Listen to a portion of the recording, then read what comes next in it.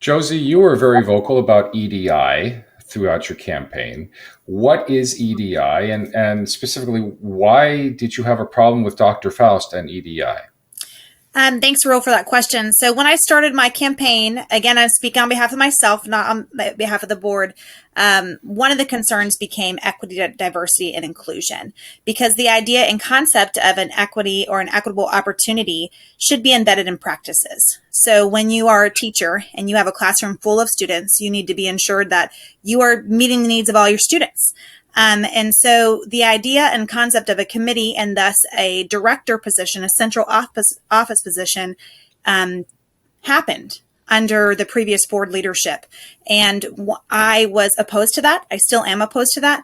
I would rather see the resources go to our classroom teachers and in our classrooms so that we are directly responding to the needs of our students. And so that's something that as we look at budget cuts, because we are ESSER is ending, we had less enrolled, so we have money that we have to be cutting back. And so that should be coming from out of the classroom positions, not in the classroom positions, but outside of the classroom positions, how we can decrease that. And when you look at the budget that was presented this year, that's what happened. The top level district budgets were cut, and we try to keep as many classroom teachers as possible.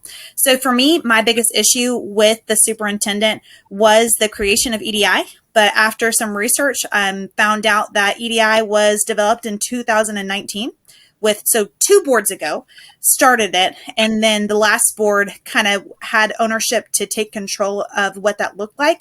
And he, during my campaign, actually presented to cut the EDI director position, and the previous board demanded that it stayed. And so that was something that I wanted to look more into coming in. And it's still something that I do think that we need to, I would be okay with ending the committee, but I think it's a board decision. And so however we move forward, because it is a strategic plan goal, I do think that we need to look at realignment of what that looks like and what the expectation of that is.